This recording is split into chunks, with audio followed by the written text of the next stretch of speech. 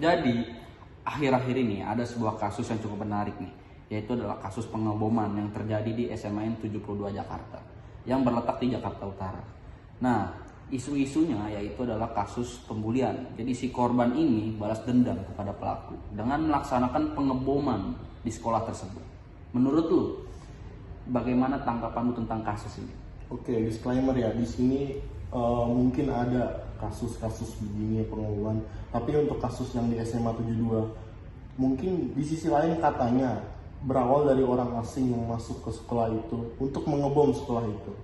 Untuk dari sisi pembulian, yang namanya pembulian itu sangat-sangat disayangkan karena berpengaruh terhadap psikologi, psikis, pikiran, dan jiwa si korban. Nah,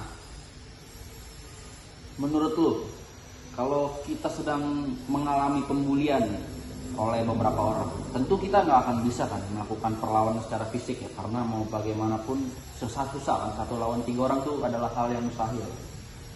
Menurut lu gimana cara melawannya dengan efektif kalau kita sebagai si korban, selain menjadi teroris ya, kata lainnya, selain kita melakukan hal seperti pengeboman, bagaimana cara perlawanannya tuh? Untuk di kasus ini kan pengeboman ya, apalagi saat sholat Jumat, yang dimana korban pengeboman itu tidak hanya yang membuli, mungkin orang-orang atau siswa lain yang nggak salah mungkin jadi korbannya. Kasusnya kayak kemarin ada yang copot ataupun ada yang luka-luka parah. Itu mungkin saya sangat menyayangkan si korban itu karena melakukan pengeboman saat sholat Jumat, yang dimana itu saat berkhidmat atau beribadah, Ya, dia malah melakukan hal-hal yang itu nggak baik ya. hal yang nggak baik itu. Bisa aja kan saat sholat Jumat nggak cuman siswa doang ya, ada juga warga-warga lain, warga sekitar yang mungkin bisa aja masuk Terganggu jadinya atau Terganggu. bahkan terkena dampaknya. ya terkena dampaknya. Jadi gimana tuh caranya biar supaya kita menghadapi pembulian ini tanpa pengeboman? Oke, kalau dari pendapat gua bisa aja itu si pembulinya itu kalau lu berani, lu hajar langsung di tempat. Kalau lu nggak berani, bisa aja lapor ke pihak sekolah. Ada namanya BK, bimbingan konseling. Lu di situ bisa cerita ataupun curhat masalah lu, apalagi yang masalah bully-bully ini. Mungkin bisa aja dia bantuin lu dengan cara dia memanggil orang-orang yang membuli itu, menasihati. Seenggaknya ada rasa peduli dari pihak sekolah yang sedikit bisa bantu lu. Tapi menurut lu mungkin nggak tuh kalau kita pakai poin lu yang pertama tuh, yaitu apa? Menghajar si pembuli. Kalau pembulinya 5 orang, mungkin nggak kita bisa selamat tuh? Bahkan bisa aja kita jadi malah makin parah tuh kita dibulinya tuh. Karena 5 lawan 1 tuh, meskipun kita mau gimana pun ya tetap aja bro, kita bisa dipegangin, kita bisa dipukulin. Nah, menurut lu mungkin nggak kita bisa menang lawan 5 orang? Oke, bisa aja lu hajar kalau emang bener-bener udah emosi lu udah nggak bisa ditahan, bisa lu hajar. Tapi kalau lu bisa berpikir bijak dan juga menahan emosi itu, jangan dihajar langsung di posisi pas lu dibully. Karena di situ kan ada antek-anteknya di belakang yang mungkin memperhatikan. Bisa aja kalau lu hajar si yang bully itu, lu bisa dihajar juga sama antek-anteknya itu. Jadi itu jangan kita tahan dulu ya mungkin ya. Jangan digabah, intinya sabar. Ya, kalau misalnya sendiri ya bisa lah kita, tapi kan 5 orang kita harus sabar juga ya, menghadapi. Nah, kasus pembulian ini tuh sangat banyak nih, marak nih, bukan hanya di 72 nih, melainkan di berbagai sekolah lain. Apa nih antisipasi atau langkah sekolah untuk menghentikan pembulian itu tuh? Karena kan pembuli itu tidak hanya terjadi di sekolah kan, bahkan di luar sekolah pun.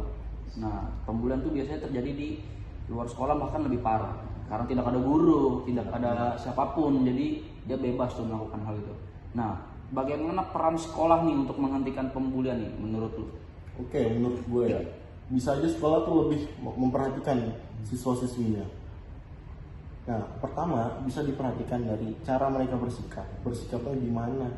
Misalkan nih, ada namanya di suatu sekolah tuh ada anak yang dipanggilnya Mas Jau. Nah, dilihat si korban yang dipanggil Mas Jau ini merasa terbuli atau tidak, malah dia asik. Kalau dia malah asik, wah bagus, berarti itu panggilan memang buat akrabnya. Oke, nggak apa-apa. Tapi kalau dia merasa tersinggung, nah itu awal mula kasus pembulian itu. Yang kedua, bisa aja pihak sekolah itu kayak mengadakan suatu seminar. Yang seminar itu berisikan tentang psikologi, tentang misalkan nasihat kehidupan atau tausiah yang sangat menyejukkan hati. Karena kan di situ bisa aja ada nasihat tentang dalil-dalil kekerasan. Ada namanya juga kesetaraan HAM. Jadi biar si pelaku tuh otaknya tersadarkan, wah kalau gua tuh nggak baik ngelakuin hal itu. Oke, pesan-pesan nih menurut lu untuk para korban pembuli. Pesan-pesannya apa? Supaya mereka tuh nggak malah kebundir, itu kan bahaya banget tuh, bisa bunuh diri kan, karena psikolog otaknya tuh rusak. Jadi pesan-pesan lu apa tuh buat para korban bully di luar sana? Oke, tunjukin kalau lu bisa. Kalau lu bisa cuman buat menghajar si pembuli atau melawan si pembuli, tapi lu bisa buktiin kalau apa yang mereka bilang, apa yang mereka ejek itu nggak selamanya benar. Lu bisa buktiin entah saat sekolah ini ataupun lulus sekolah lu bisa sukses. Gue doain lu semua yang dibully sukses, dan lu semua yang ngebully, hukum alam bro, hukum alam pasti terjadi. Nggak ada yang namanya bebas dari hukuman. Ada, tunggu aja. Hidup itu berputar ya, Anda nggak selamanya di atas. Oke, podcast yang cukup menarik, apalagi isunya ini bisa kita ambil berdasarkan berita asli, nggak rekayasa. Kalian bisa cek beritanya dimanapun, ya di Kompas, di Detik, itu ada kasusnya.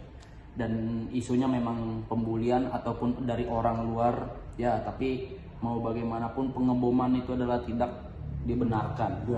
Dan juga yang namanya kasus pembulian itu sangat tidak dibenarkan. Jadi poinnya bisa membuat akhir hidup orang tersebut tuh, kalau otaknya udah rusak tuh. Jadi kalian berhati-hatilah di luar sana ya. Jadilah lebih kuat. Berpegang teguh pada pendirian kalian ya. Jangan mau jadi dikacung oleh orang lain. Hindari pembulian atau lo yang bakal jadi korbannya di masa depan. Pembulian itu apa ya? Bukannya yang buat naruh makanan tuh pembuli itu. Itu namanya yang diaduk-aduk tuh.